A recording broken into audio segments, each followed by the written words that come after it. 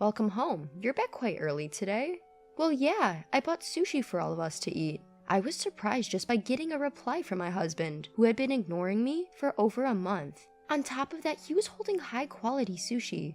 Something seemed suspicious. I became more suspicious and secretly swapped my sushi with my mother-in-law's. Oh my, it looks delicious. Let's dig in right away. Come on, eat up. To my surprise, even my mother-in-law started talking to me.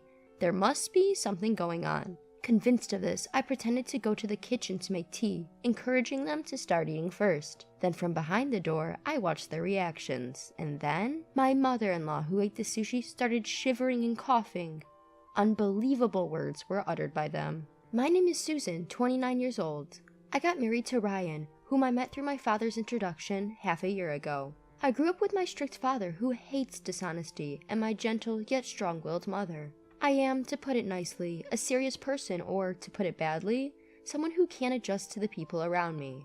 I have few friends. Even after becoming an adult, I had no romantic experiences. My worried father introduced me to Ryan, who worked at the company where my father was a department head. My father seemed to have high expectations for Ryan. Ryan's first impression was serious and friendly. He listened intently to my father's stories, and also engaged me in conversation, making the atmosphere pleasant. Apparently, Ryan had a good reputation at the company. He was trusted by his superiors and got along well with his colleagues because of his friendly nature. At a drinking party, when my father mentioned he had a daughter, Ryan asked to be introduced, and my father was more than happy to oblige. My father seemed a bit excited, thinking that spring had finally come for his daughter in her late 20s. It was the first time I saw my usually serious and strict father so excited. He must have been worried about my future. I wanted to live up to my father's expectations. I had never met a man who talked to me at my own pace like Ryan. As we talked, I became more and more attracted to him, and after a few dinners together, we started dating. During our relationship, I visited Ryan's family home and met his mother several times. She, like Ryan, was friendly and considerate of my nervousness. I thought, if I could marry into this family. And just when I was thinking that, Ryan proposed and we got married. I was so happy at that time. But half a year after our marriage, I couldn't help but regret it. The topic of living together came up as soon as we got married. My mother-in-law, who lost her husband, seemed to be lonely and appealed to Ryan. At the time, I didn't doubt my mother-in-law and accepted the idea of living together immediately. However, this was the beginning of it all. As soon as we got married, my mother-in-law's attitude changed completely. It was as if her previous behavior was a lie, and she began to see me as an enemy. Susan, why can't you do anything right? Dinner is late and there's so much food. There's no way we can eat all this. Please, think a little. But yesterday you told me to make more dishes. I tried my best to make them for you. What, are you saying it's my fault? No, I didn't mean that. Anyway, dinner time is at 6 p.m. Please be punctual from now on. You can't even prepare a proper meal. I never thought that someone like you would become my daughter-in-law. This kind of thing happens almost every day. My mother-in-law's demands change constantly, and even if I try to meet them, she complains about something else. It was the same this time. After finishing work and rushing home, I finished preparing dinner at 6 p.m., but my mother-in-law didn't show up at the table until nearly 7 p.m. She complained that the food was cold and that I wasn't considerate enough. Ryan usually comes home late due to overtime and social gatherings. As a result, especially on weekday evenings, I had to endure more attacks from my mother-in-law. In front of Ryan, my mother-in-law would act a little more restrained. However, that doesn't mean she stopped scolding me, and sometimes Ryan would defend me when he saw her behavior. But that was only at first. Gradually, maybe he got tired of it, and one day Ryan said this to me: "Please try to adapt to my mom." I was speechless at his words. How much more do you want me to do? I held back the urge to yell out. I want to adapt to your mother too, but her demands keep changing. Even if I try to adapt, I can't. Just be flexible. You're an adult. You should be able to handle that much. Ryan coldly dismissed me with those words. The friendly and serious Ryan I knew when we first met was nowhere to be found. The situation was getting worse and worse. Ryan started to side with his mother blatantly. He agreed with her complaints and laughed at me. His mother, on the other hand, directed a triumphant smile at me because her son was on her side. My mother-in-law and Ryan treated me like a maid. On weekends, they would go out together, leaving me with the housework, or they would go out to eat together even though I had prepared dinner. There were also times when Ryan brought home takeout just for him and his mother. The only reason I didn't leave their house was that I didn't want to worry my parents. My parents were delighted when I started dating Ryan. At our wedding, my usually serious father cried. I didn't want to disappoint my parents, who had such high hopes for our marriage, and sent me off with their blessings. Besides, if something happened between Ryan and me, it would affect my father's reputation. So even though my mother-in-law mistreated me and my husband didn't stand by me, I decided I had to endure it and keep going. My only comfort was my pet cat, John. When I said I wanted to bring John, who I had bought before getting married, my mother-in-law didn't like the idea, but I insisted. Now I'm really glad I brought him. After getting married, John comforted me countless times. Somehow, I managed to get through each day until one day, it started suddenly. My mother-in-law and husband started to ignore me. I was puzzled by the sudden change with no warning or reason. No matter how much I tried to talk, I was ignored. Asking for a reason or trying to compromise was all in vain. Even when I tried to talk or did housework, I continued to be ignored. Then, 1 month later, Ryan, who usually comes home around 7 p.m. at the earliest, came home unusually early at around 6 p.m. that day. As I thought I would be ignored, I called out to him. "Welcome home. You're back quite early today." "Well, yeah, I bought sushi for all of us to eat." I was surprised just by getting a reply from my husband, who had been ignoring me for over a month. On top of that, he was holding high-quality sushi. Something seemed suspicious. Before I could feel happy about him finally speaking to me and buying sushi, I wondered, what on earth is he up to? As I found my husband's behavior strange. Moreover, Ryan placed my share of the sushi on the table first. For the past few months, there hasn't been a single time when my husband prioritized me over his mother. This is definitely suspicious. As my distrust grew, I secretly swapped my sushi with my mother-in-law's. "Oh my, this looks delicious. Let's dig in." "Come on, Susan, eat up quickly." Surprisingly, even my mother-in-law started talking to me. There must be something going on. Convinced of this, I encouraged them to start eating first. "I'll go make some tea. You both go ahead and start eating." "Oh, I feel bad, but you're right. Hot tea is perfect with sushi. We'll start eating, so come back quickly." Pretending to head to the kitchen, I watched them from behind the door. After whispering to each other, my husband and mother-in-law began eating sushi. Then, suddenly, my mother-in-law started shaking and coughing violently. "Water!" Her eyes filled with tears as she struggled to speak. Ryan frantically patted her back. She shot him a sharp look. "You! What's going on? Why is there so much wasabi in my sushi? I told you to be careful not to make a mistake. What is this?" I put down Susan's sushi first. There's no way I made a mistake. But I can't eat this. I wanted to see Susan suffer from eating sushi with wasabi. But now the plan is ruined because of your mistake. What are we going to do?" I couldn't stay silent after hearing their conversation. "What on earth is going on here? A lot of wasabi? Did you try to make me suffer?" Both of them had a "we're busted" look on their faces. However, my mother-in-law quickly changed her expression and sneered. "That's right. We ignored you for a whole month, but you seemed just fine. So, we thought we'd tease you a little." "That's terrible." "What's terrible? You should be grateful just as a useless daughter-in-law to stay in the house." Even as my mother-in-law yelled at me, my husband didn't try to stop her. I couldn't take it anymore. I finally let out the words I'd been holding back. "I'm going back to my parents' house." I gathered my essential belongings and put John into a pet carrier. As I walked to the door with my bags, Ryan finally tried to stop me. "Come on, you're joking, right? This is too much just for a little joke." His unapologetic words only strengthened my resolve. Without a word, and without looking at Ryan's face, I left his parents' house. My mother welcomed me back home. At first, she looked surprised to see me return so suddenly, but she quickly let me in. "If you don't want to talk about it, you don't have to, but if you're okay with it, I'm here to listen." I told her everything that had happened since getting married, how my mother-in-law bullied me, how my husband gradually took her side, and how I was treated like a maid. I also told her about a month of being ignored and almost being forced to eat sushi with a huge amount of wasabi. I told her everything, and I apologized for causing trouble after she had happily sent me off to get married. "I'm sorry, Mom, but I just couldn't take it anymore." "It's okay, dear. Your father and I just want you to be happy. We don't want you to be with Ryan if it's causing you so much pain. You've been strong for so long." At my mother's words, the tears I had been holding back began to overflow. My father came home from work and after hearing the situation from my mother, bowed his head to me. "I'm so sorry. It's all because I introduced you to Ryan. I had no idea he was like this." With a pained look on his face, my father made me feel even worse. Then a call came in. It was from Ryan. The phone rang for a while, but I didn't answer it at all. I kept staring at the screen, waiting for the call to end, and finally, it stopped ringing. That's when I noticed a notification from an app. It was the pet monitor app I had installed for John. I had set it to send me a reminder at this time to make sure I didn't forget to refill John's water before going to bed. Curious, I opened the app and pressed the button for live streaming. There, my mother-in-law and husband appeared on screen. What should we do? Susan isn't answering the phone. It's fine, she'll come back eventually. Anyway, what should we do to her next? Ha ha ha.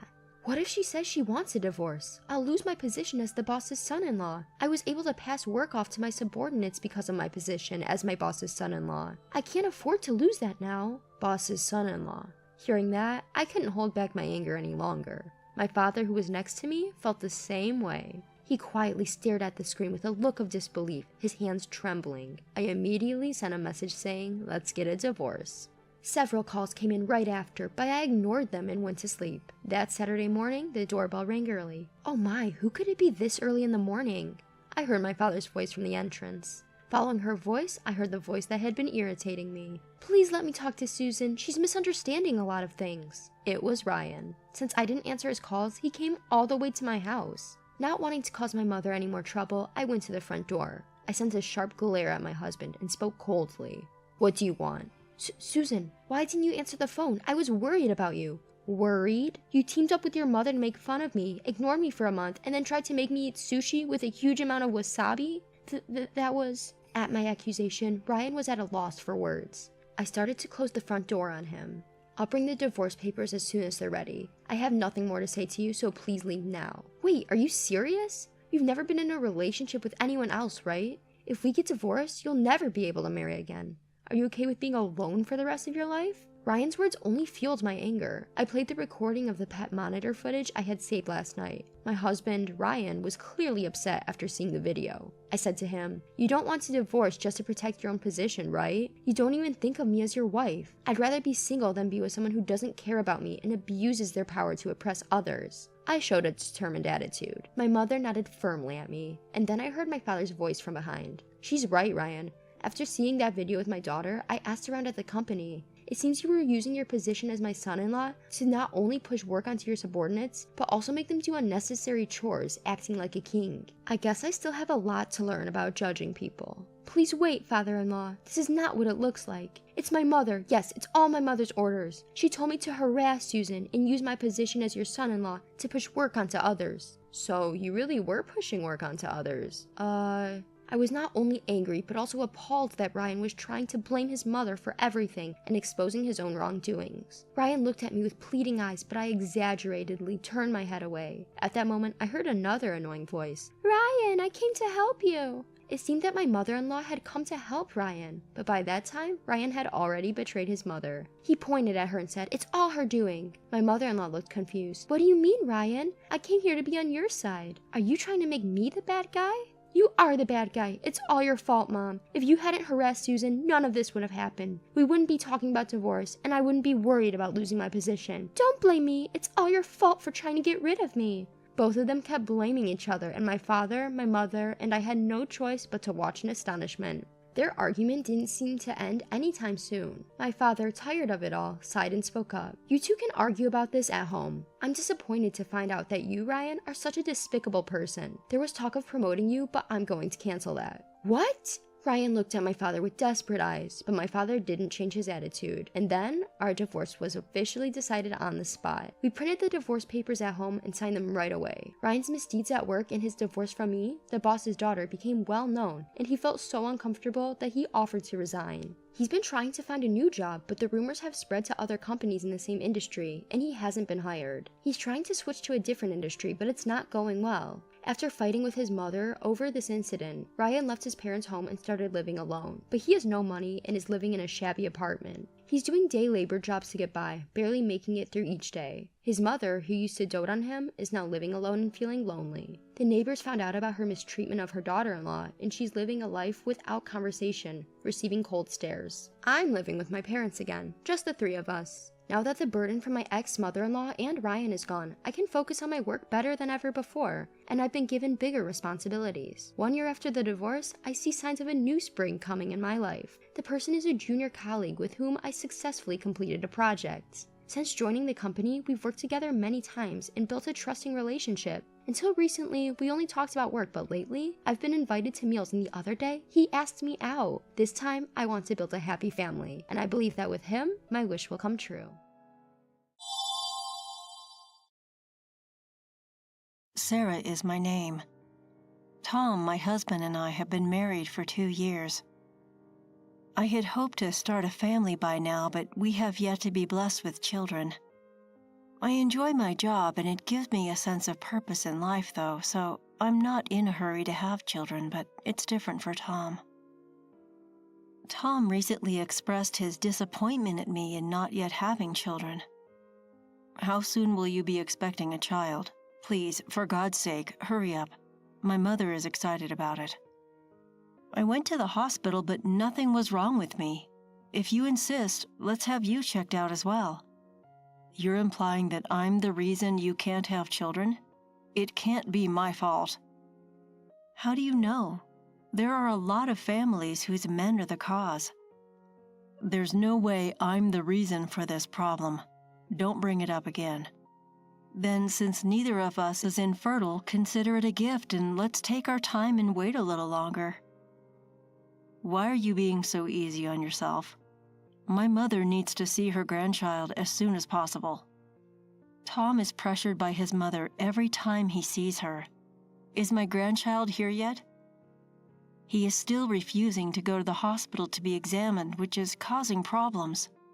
And for some reason, he's convinced he's not infertile. I was so concerned, I went for another checkup, but there was nothing specific that needed to be treated. Tom didn't seem to understand that we only have one chance to have a child each month, and kept asking me if we could have a child yet. I was tired of him asking me, "Are you ready for a baby yet?" Mom told me the same thing today. She said she wished she could see the face of her grandchildren as soon as possible. Again? Please hurry up. Mom is looking forward to it. There's no way to hurry up. Even when we're having a normal conversation, we always end up having the same conversation. And then we start fighting. We have had fewer and fewer conversations as a couple over time. Perhaps it was because we didn't talk much, but we had a lot of problems like this. Mom is on her way over. What? Right now? What does it matter? If she's coming, please let me know ahead of time so I can prepare. You're talking a lot. She has a message for you. Is it about kids again? This is enough for me. I don't mind. I'm not sure. That's what I'm told every time I see her. It's your fault we can't have children, so please, explain it to her. My mother-in-law entered the room as we were having this conversation. I'm sorry to have bothered you, and here you have it. My mother-in-law then came in and handed me something. What is this? You can see for yourself. They're a belly band and a lucky charm. What is the purpose of a belly band? It's critical to keep your stomach cool when trying to conceive, so make use of it. It's too hot to be wearing a fuzzy belly band in the summer. That's the wrong attitude to have. This room is too cold because of the air conditioning. It chills your stomach. Sorry. And how do you use this amulet? It's a lucky charm from a well-known temple for children. After praying there, I heard that a celebrity had a baby. It appeared to bring good luck, so I drove all the way there yesterday, despite the distance. You didn't have to go that far. Don't be so concerned, just because you're so laid back. I'm looking forward to seeing my grandchildren. As I previously said, I went to the hospital and it was not me. I explained it again to my mother-in-law, but no matter how many times I told her, she didn't get the message. Tom was sitting a good distance away from us, pretending as if it was none of his business. Why don't you get pregnant then? I'm not sure why you're asking. Why don't you try another hospital for another checkup? Why not seek treatment at a more specialized hospital? I'll see what I can do to find you a better one. You don't have to do that. I'm positive it's not Tom, so I can only think it's because of you. Tom has not yet been examined. How are you so certain he is not infertile? Because Tom, who was supposedly not listening, abruptly cut the conversation short. Mom, don't say unnecessary things, he advised. Sorry. My mother-in-law abruptly stopped speaking after that. I'm sure a package will be delivered by courier tomorrow, so please receive it. I just wanted to get this to you today, so I'm leaving. My mother-in-law then left me with only a belly wrap and a charm to protect the child. The following day, when the package arrived, I laughed. Inside were all the good luck charms I needed to have a child. Your mother sent a package to me. What was inside? Pomegranates, herring, roe, and peaches. What made her send those? All three are considered lucky foods and are said to bring good fortune to have children. I see. Mom must be desperate to see her grandchildren. I understand her emotions, but it's a bit much. Why are you talking that way about Mom? She is genuinely excited about the birth of her grandchild. Don't you think you're under pressure as well? Yes, but it's not my concern. It's none of my business. It has nothing to do with me. What do you mean it has nothing to do with you? It's between us because we're a couple. It's your fault you are unable to have children, so no, it is none of my business. It's all my fault that I can't get pregnant. But I've been to the hospital and they say nothing is wrong with me. So why don't you go to another hospital and get a thorough examination like my mom suggested? Why don't you ask her to help you find a good hospital? The hospital where I went was a well-known fertility clinic. Perhaps it's just well-known. It could be a charlatan. If you're going to say that, why don't we ask your mom to find one? Finally, you're willing to go through with it. Yes, if you will get checked out as well. Why should I go to the hospital? I couldn't figure out why Tom was so sure of himself. Then I was told something I didn't know before. I've never told you anything, but you've been suspecting me for a long time, and I'm tired of hiding it, so I will tell you. What is that? This is actually my second marriage. What? What exactly do you mean? I was so surprised that I sounded stupid in my reply. I divorced 2 years ago before I got married to you. How come you didn't tell me? Well, I got divorced because my partner cheated on me. She didn't ask for child support or anything, and so I didn't think it was necessary to tell you. Do you mean to imply that you have children? A son, yes. I've never seen him since he was born following the divorce. I'm confused. I can't follow what you said. That shows that I'm not incapable of having children. That's why you were so certain that you weren't? I'm offended that you believe it's because of me. But it's not impossible that you became infertile during the 2 years following your divorce. You still want to point the finger at others. You are the problem, so admit it and take action. I am not referring to admitting or not admitting. You're starting to irritate me. Thus, in my second year of marriage, I discovered for the first time that Tom was divorced and had a child. Even after hearing that story, I wasn't totally convinced that I was to blame for my inability to have children. I decided to learn more about Tom. I'll tell him I want a divorce after I finish my research. I couldn't stay with Tom any longer. I tried my hardest not to talk to Tom because he was always saying hurtful things to me. Of course, we would never have conjugal relations under such circumstances, so I could never get pregnant. My mother-in-law, who was unaware of the situation, continued to pressure me. Tom then approached me one day. He looked irritated. By now, I'm used to being treated with disdain. He opened his mouth. I am currently thinking about a divorce. I don't like spending time with you because we don't talk anymore and all we do is fight. And we can't have children no matter how long I wait. I was taken aback by his abrupt statement, but I responded calmly. What? That's fine. What? Tom was perplexed by my response for some reason. He must have expected me to say I don't want a divorce. Here are the divorce papers. I've already completed all of the required fields. What? Why is it already completed? I filled them out so that I could divorce you whenever I wanted. Do you want to get a divorce? Yes. I was only half kidding. I'm not looking for a joke. Do you really want a divorce? You said it yourself. I didn't expect it to end this way.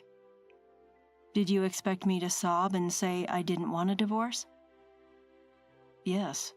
We don't talk much anymore, so I thought this would be a good time to talk things through and make amends. So why didn't you just say that from the beginning? I want things to return to how they were. That's impossible. I'll divorce you right now if that's what you want. That is something I do not want you to do. I'm not sure what you meant when you told me you wanted a divorce. Tom continued to complain, despite the fact that he had told me he wanted a divorce. Despite the futility of the situation, our discussions continued.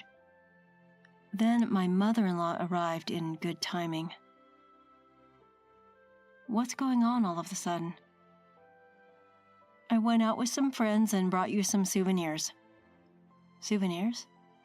She presented me with another amulet. I went to a different childbirth shrine, so I brought you back a souvenir. I've been praying there, and I'm confident it will bring you good fortune this time. We don't need this anymore. My mother-in-law's face lit up at these words. She looked to have misinterpreted something. I had a feeling things were about to get complicated again.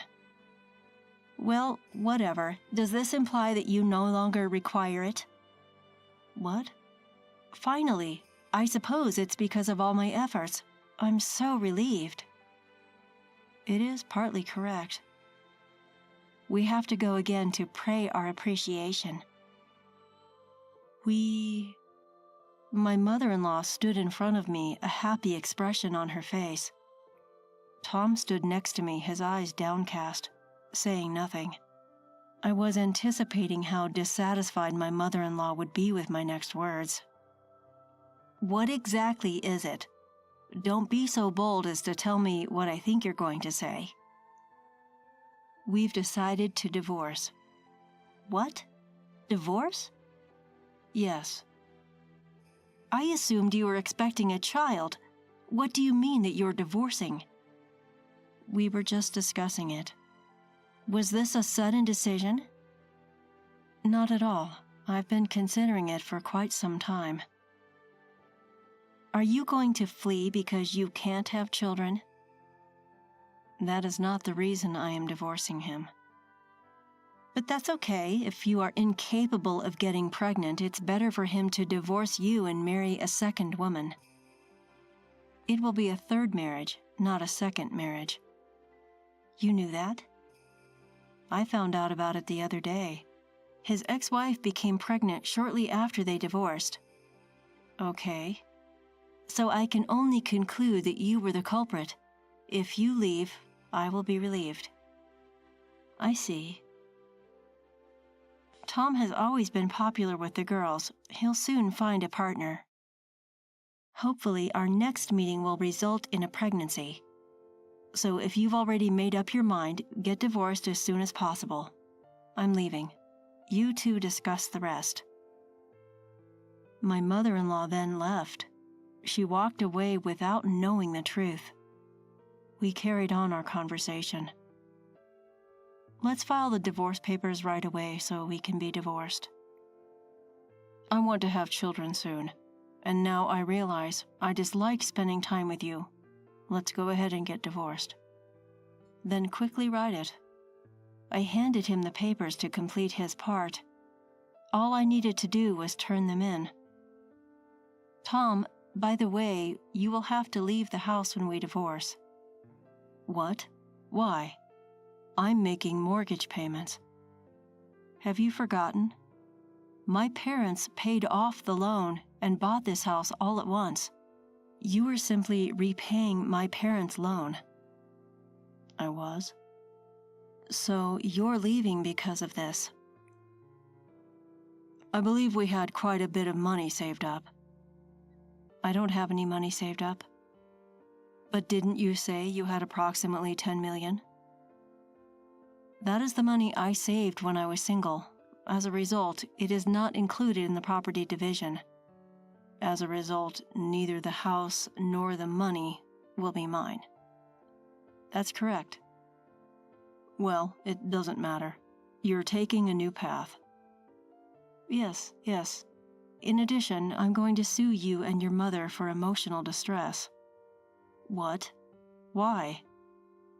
For so long, you've treated me like a defective human being, saying horrible things to me.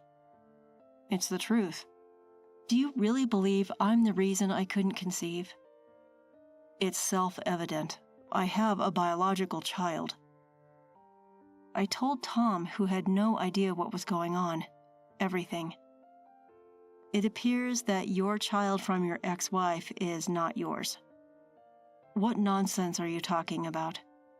I was curious about Tom's partner after learning that his marriage to me was not his first, so I searched his house for clues. Soon after, I discovered a picture. Tom is the type of person who keeps old memories rather than discarding them, and I discovered a few memories in the back of a drawer in his work desk. I looked up her name on social media. Fortunately, I got a hit right away. I quickly discovered what kind of person Tom's ex-wife was. Isn't this your ex-wife? I showed him the screen from SNS. Tom looked surprised. It was no surprise. Is the child in this picture your child? Tom was perplexed. I went on with my story. This child clearly has a foreign face. I was looking at your ex-wife's SNS and her husband is from another country. I'm not familiar with him. It seems that they're living abroad. I divorced my ex-wife without much debate because she cheated on me. But before the divorce, she got pregnant and claimed it's our child.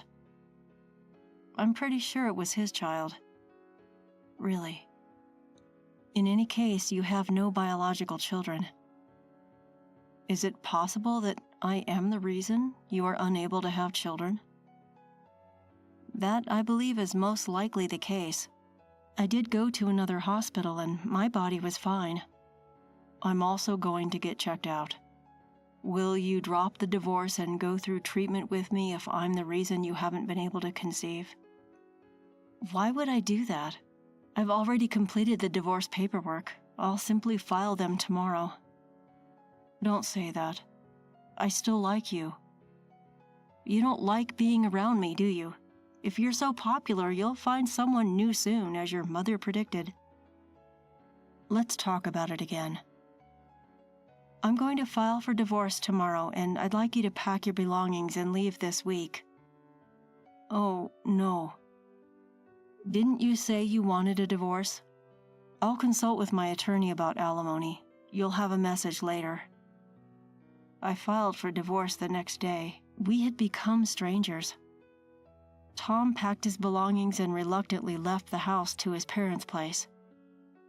Tom seems not to have informed his mother that he may have been the reason he is unable to have children. His mother has been nagging him to remarry as soon as possible after the divorce because she wants to see her grandchildren. If he does marry again, I pity his next wife. His mother will undoubtedly put a lot of pressure on that next person for not being able to have children. Since my divorce, I've been working harder than ever at the job I like. I sold the house I shared with Tom. Fortunately, I was able to sell it for a high price, so I repaid my parents the money I had set aside, as well as the alimony I received from Tom and his mother. I'm living in an apartment. I am dating my coworker, who was originally a good friend of mine at work and was listening to me talk about my divorce. And now we're living together in an apartment. If I could marry this man, I hope that we would be blessed with children, and that I'll be happy next time.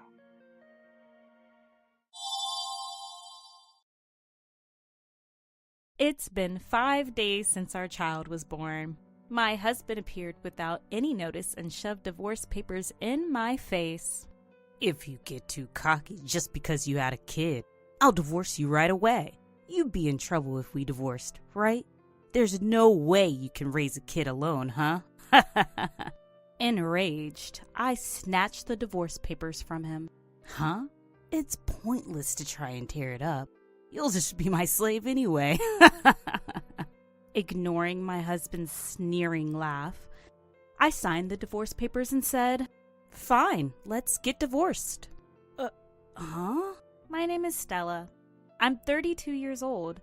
I met my older husband, Leonardo, at work, and we've been married for 4 years. I'll work hard and earn money, so I want Stella to support me. When we have kids, I want Stella to stay at home. Leonardo's parents both worked, so he felt lonely during his childhood. That's why he strongly hoped that I would become a stay-at-home mom so our child wouldn't feel the same way. I agreed with Leonardo's opinion and became a stay-at-home mom when we got married. Leonardo, who was over 30 when we got married, wanted to have children right away. I wanted time for just the two of us, but I also wanted children. I felt a little lonely, but I convinced myself to save our time as a couple for our old age. But even after 1 year, even after 2 years, no baby came to us. As I turned 30, I started to feel anxious. Leonardo became visibly irritated and started talking as if it was my fault. Why can't you have a baby even though you're a stay-at-home mom? There are so many working women who get pregnant. You're in a privileged environment and still can't get pregnant. Who do you think you are? It's not like I don't want to get pregnant, but he talks as if it's all my fault. Having a job or not has nothing to do with pregnancy. Leonardo talks as if it's all my fault. It seemed like he was venting his frustration by ordering me around. You don't have any kids, and you're just lazing around at home, so you can at least do this. Don't be spoiled.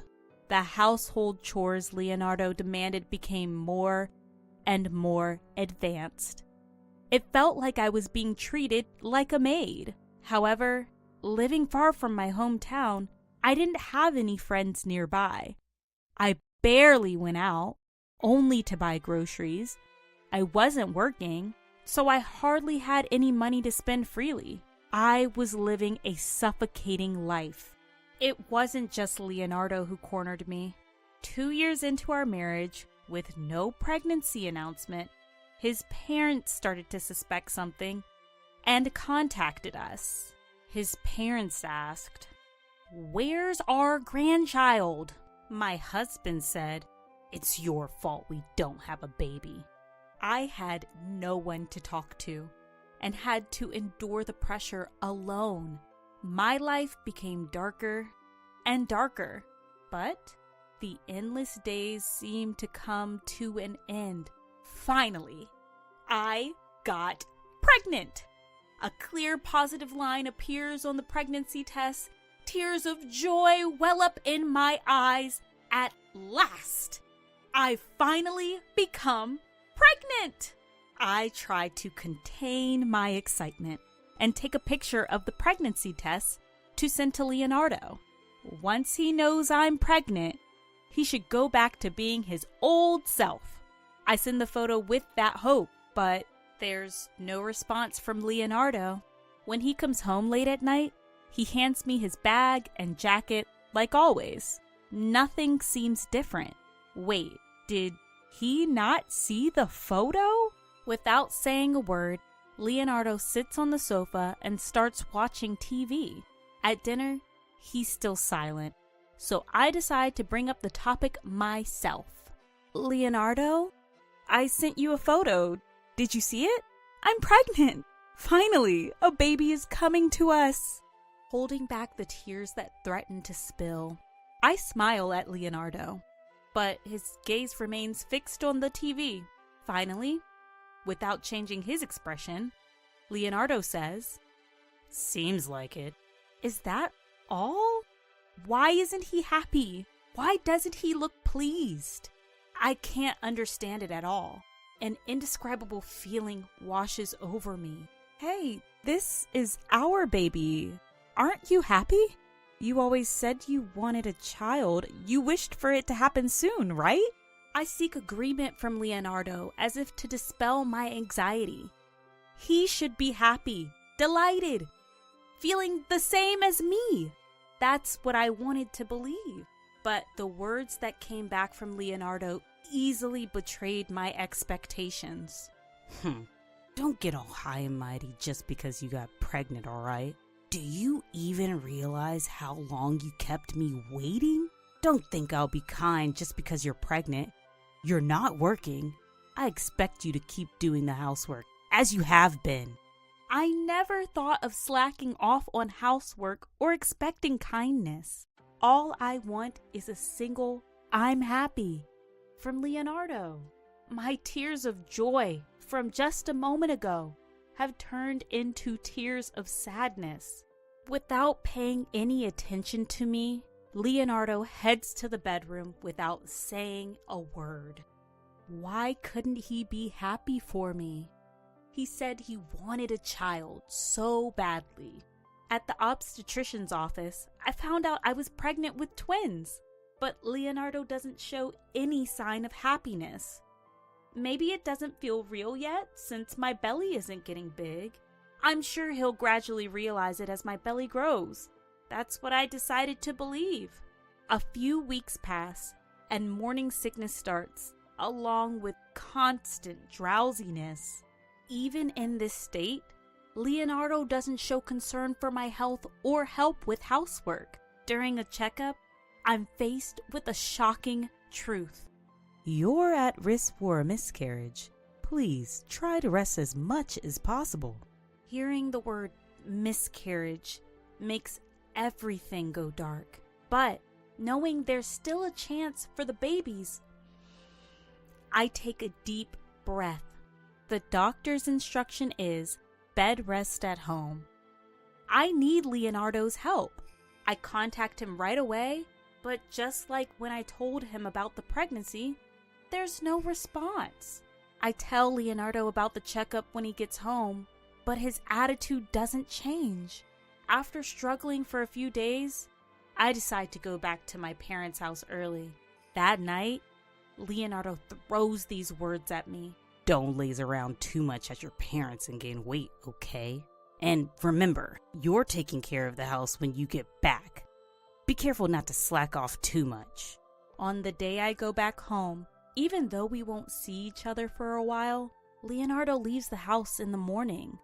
With my parents' help, I get through my time at home, and after several checkups, I'm told there's no more concern. That's the only saving grace.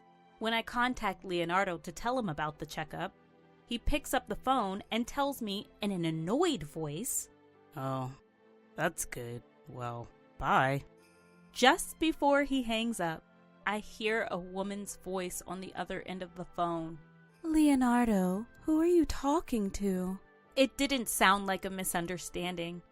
The person on the other end was clearly calling Leonardo's name. I had a feeling that Leonardo didn't love me anymore. I didn't want to admit it, but after hearing that woman's voice, I couldn't deny it any longer. Now, Leonardo's cold attitude makes sense. As I rubbed my growing belly, I made a decision. I'll divorce him and raise these twins by myself. Having been cooped up at home for about 2 months, I decided to go for a walk. It was a warm, sunny day, and the fresh green leaves were dazzling. Just then, I was suddenly called from behind. It was my childhood friend, Jameson, who had called out to me. We hadn't seen each other in years, and he happily invited me for tea. After reminiscing about old times, we shared updates on our lives. Jameson had become a lawyer and had just opened a small office. Hearing his profession, I had an idea. Speaking of which, in cases of infidelity, you can claim compensation, right? I accidentally let that slip, and Jameson's expression turned serious. What's wrong? If you have any concerns, I'll listen.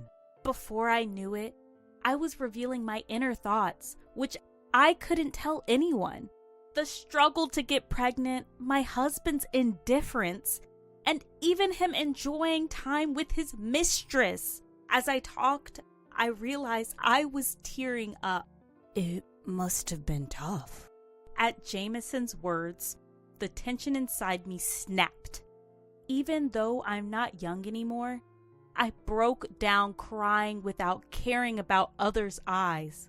Calm down. It's okay. I'll help you. Jameson desperately comforted me.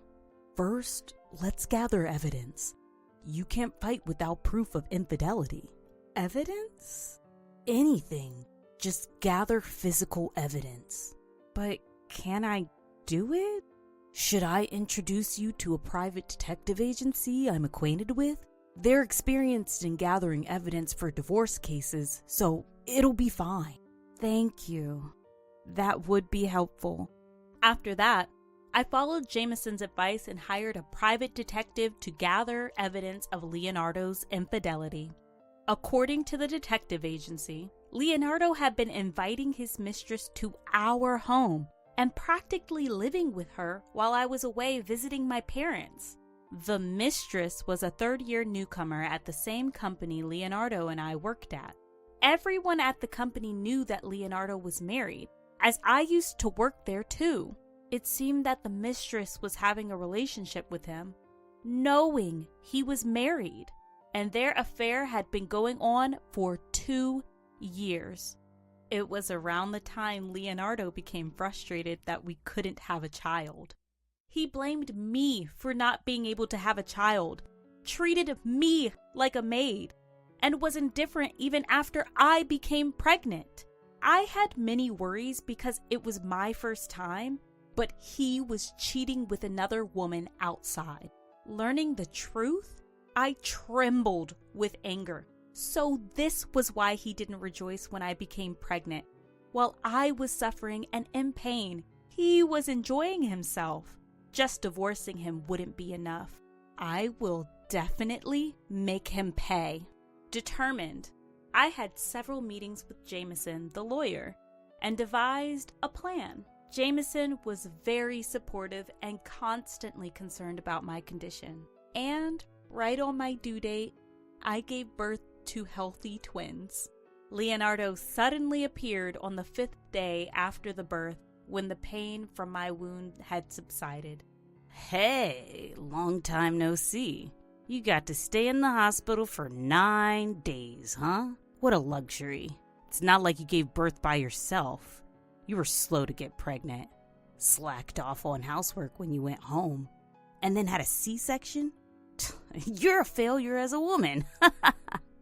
To say such words to his wife, especially a wife who just gave birth, and he didn't even try to look at the children's faces. I didn't want to think that this man was the father of the twins. Barely containing my anger, Leonardo handed me a piece of paper. His signature was already on the divorce papers. Don't get cocky just because you had kids, or it's instant divorce. You'd be in trouble if we got divorced, right? If you slack off on housework because you have kids, I won't forgive you. My husband waved the divorce papers in front of me. My anger reached its peak, and I forcibly snatched the divorce papers from him. Tearing it up is useless, you know. I can just get another one from the city office. Ignoring Leonardo's sneering, I took a pen out of my bag. Fine, let's get a divorce. I've been wanting to do it too. Huh? I won't let him lay a finger on the children. I want him to disappear from this place as soon as possible.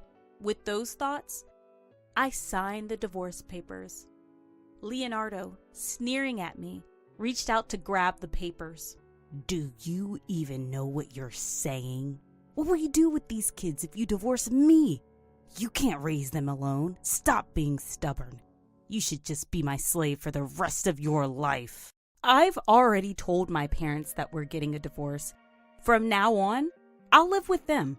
I don't need a man who cheats on me. How long do you think that bravado will last? You can't make it without me. You'll regret it when it's too late. That's when Jameson's voice was heard. Excuse me, my name is Mr. Wood, and I'm Stella's lawyer. If you don't let go now, I'll call someone.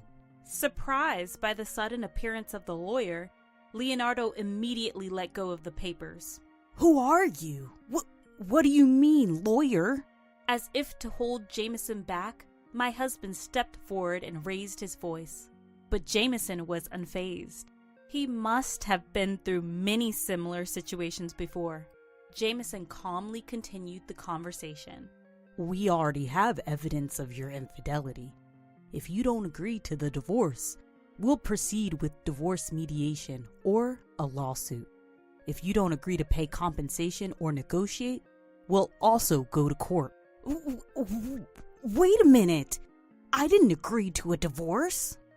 What is he talking about now, after bringing up the divorce himself? I can't stand this ridiculousness. While Jameson was persuading Leonardo, I handed the signed divorce papers to Jameson. Mr. Wood, please take care of this. Leonardo tried to take it back, but Jameson quickly put the papers in his bag. I'll take care of it. Jameson's face exuded an undeniable aura. Realizing that he couldn't defy the lawyer, Leonardo turned to me. Hey, you're joking, right? We're not really getting a divorce, are we? You know you can't make a living without me, right? They're twins. Twins! It'll cost a lot of money. You'll be in trouble without me, right? I gave Leonardo a cold stare. Feeling the intensity of my gaze, Leonardo was taken aback for a moment. I can't believe you're the one who brought up divorce. And now you're saying this? We're still getting divorced, and I'm taking the alimony. You never planned on doing housework or childcare, right? I know that much. What do you mean, become a slave? Don't make a fool out of women. I shouted angrily, leaving Leonardo stunned. I pressed on against him. From now on, if you have anything to say, go through Mr. Wood. There's no point coming here. I'll ask everyone to keep you out. We have nothing more to discuss. So leave. Hearing this, Leonardo's face turned red, and he raised his fist. What? You? But with Jameson's cough, he came to his senses and lowered his powerless fist. That's how it is. So please leave. Jameson's words seemed to make Leonardo give up, and he left the room with slumped shoulders. After that, I asked my parents to submit the divorce papers to the city office. The papers were accepted without issue, and I was finally, officially, divorced. Since that day, I had to change my cell phone because of nonstop calls and messages from Leonardo. Jameson, as a professional, did an excellent job handling the rest. I received proper alimony from Leonardo and his affair partner, so I wouldn't have trouble making ends meet for a while. A few months later, they both left their company. Their affair was exposed at work, and the woman resigned voluntarily. Leonardo was transferred to a rural area, but rumors followed him there, and he had no place to stay. After enduring reduced salary and people's stares, he continued to miss work without notice and was eventually fired for disciplinary reasons. On the other hand, I returned to my parents' house and struggled with childcare every day. It's tough with everything being new, but I'm managing thanks to my parents and Jameson. Actually, Jameson had apparently harbored feelings for me since long ago. He confessed, saying, I don't mind if you have a child or a divorce history. Please, be with me? He told me to answer when I was ready, but my feelings were already set. After that, I married Jameson. Now, he treats the twins as his own children. Neither my parents nor I can thank Jameson enough for his wholehearted support of our family. I can't express my gratitude enough. From now on, I want to build a happy home with Jameson, starting anew. You know, dealing with poor people is such a waste of time. I'll only bother with you if I have time left over. Laughed and made a shooing gesture, sending us away. Even I, who usually tries to be kind to others, had reached my breaking point. Then my son, who had been listening to the conversation, said to me loudly enough for Michael to hear, I wonder if I withdraw the 1 billion yen I have deposited, can I shut this place down? Haha. My name is Susan Parker, a 67-year-old housewife. Lately, my husband George and I have been enjoying leisurely afternoons at cafes. George is 2 years younger than me and has just recently retired. I've been so focused on work that I don't know what to do with my free time now. So I took my husband out to explore various shops. We both love coffee, and we'd always wanted to go on a cafe tour. George didn't complain about my cafe hopping idea and even seemed to become more and more interested in it. Hey, let's try this cafe next time, George said, while glued to the screen watching a TV show featuring cafes. Eventually, he started making coffee himself, and our home became filled with the delicious aroma of coffee brewed by him. Dad's coffee's really good. Uh-huh. I told you, it's all about the beans. When our son James came home for a visit, George served him coffee, and James expressed his appreciation while savoring it. James is now 38 years old and has been independent for a long time, occasionally coming home and sharing interesting work stories. Are you and Dad doing well? No changes? Yes, we're the same as always. That's good to hear, but you're getting older, so take care of yourselves. Don't underestimate us just yet, even at retirement age. We're still going strong. Dad, you really are full of energy. Ha ha ha. Spending such peaceful and carefree time with my husband and son makes me very happy. Looking back, my husband and I rarely fought, and I don't think our son ever went through a rebellious phase. My husband and I met during our college days. We were in the same department and saw each other often in class. Eventually, he asked me out, and we started dating. Being with him always made me feel calm and truly happy. Our relationship continued even after we both started working, and a few years later, we got married. Our married life was also full of happiness. For the first few years after we got married, we thought we might not be able to have children. But then our son was born. Our newborn son was so cute and looked just like an angel. I remember my husband being overjoyed when he held our child for the first time. Since then, the three of us have lived happily together. Our son grew up to be a kind and good-hearted person. Although my husband and I both worked, and might have made him feel lonely at times, I think he grew up without any real trouble in his teen years. Mom, Dad, there's something I want to do. I have a favor to ask. Our son decided on his path early and pursued it with determination. We supported him wholeheartedly. Watching him achieve his dreams and goals was cool, and we felt proud as parents. Even after becoming an adult, he always cared about us, taking us on trips and to fancy restaurants. As we got older and more emotional, my husband and I would cry and thank him, only to be laughed at for being dramatic. Later, our son married a wonderful woman. My husband and I were overjoyed by their marriage. I have a kind wife who always supports me in my busy work life. That's why I want to work hard to protect our family. Our daughter-in-law has a lovely smile and a gentle personality, perfect for our ambitious son. The couple continued to visit us regularly, and we always enjoyed our time together. However, my husband recently began having health problems.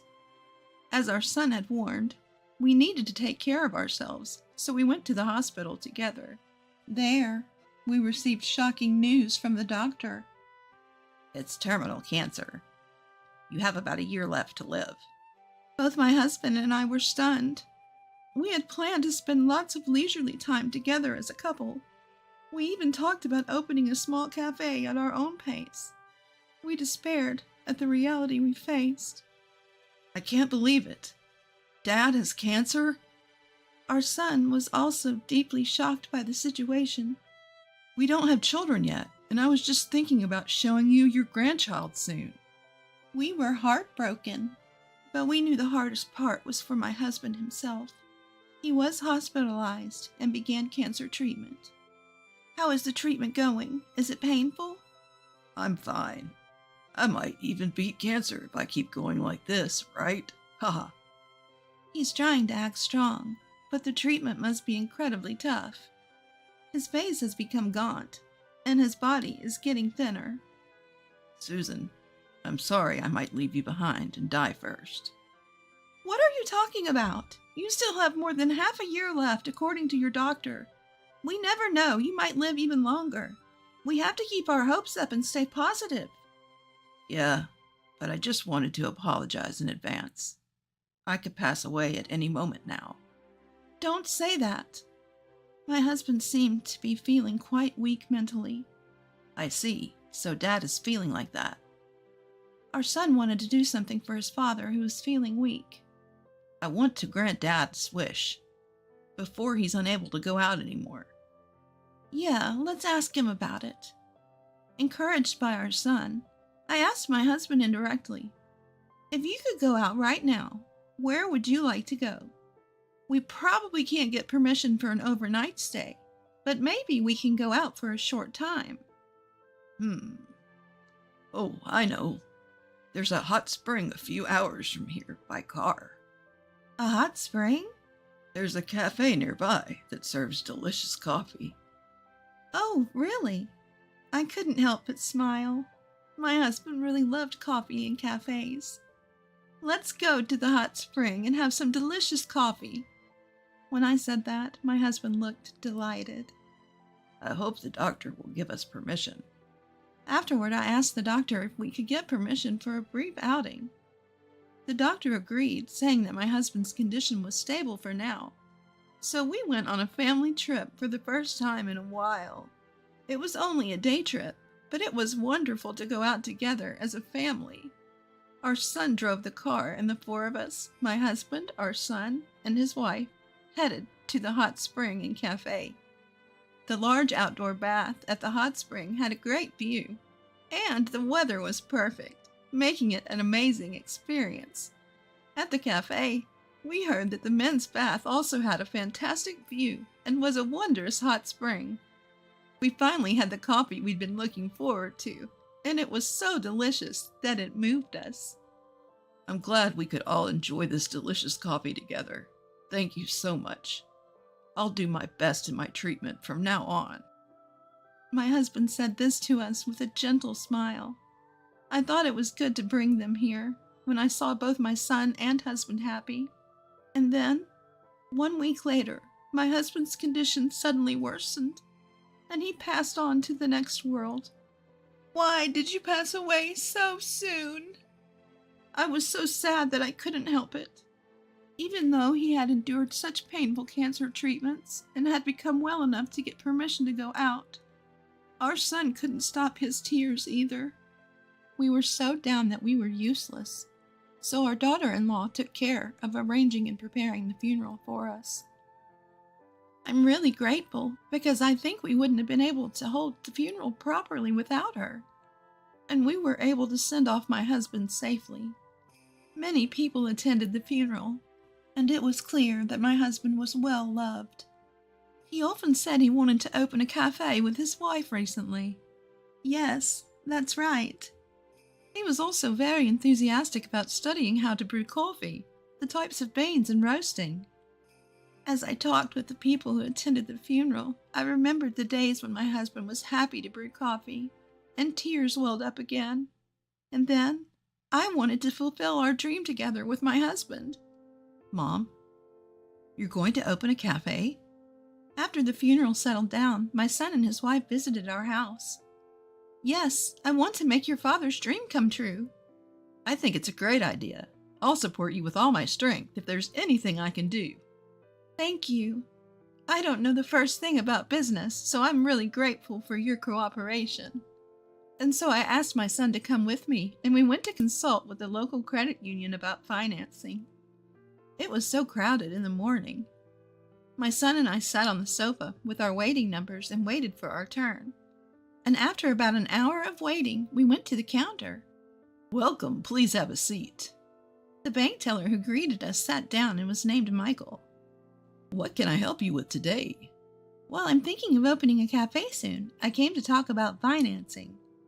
Financing, you say? As soon as I said that, Michael's face suddenly turned stern. In order to hear your story in detail, we will also conduct an interview. Can you please wait on the sofa until we're ready? We'll call you when we're ready. Understood. Although I was worried about why his face had become so stern, I returned to the sofa as I was told and waited with my son for our turn. However, even though we waited and waited, there was no sign of being called. Before we knew it, 3 hours had passed. People who arrived later than us were being called, and we thought it was strange. That bank clerk named Michael is attending to other customers as if he has forgotten about us. I thought I should call out to him. The moment Michael finished with a customer, I hurried over to him. Excuse me, I've been waiting for a while now. When can we have a meeting about the loan? Are you still here? Huh? What do you mean? There's no way we can lend money for a cafe or any shop run by an old person like you, right? You're not even wearing brand name clothes, and you don't look rich at all, do you? It's a waste of time dealing with poor people. I'll help you if I have time left at the end. Saying so, Michael laughed and made a shooing gesture at us. That's unbelievable. I, who usually live by being kind to others, reached my limit of patience. What's wrong, Mom? My son returned from the restroom just as Michael said those things to me. I was so angry that I told my son what had happened.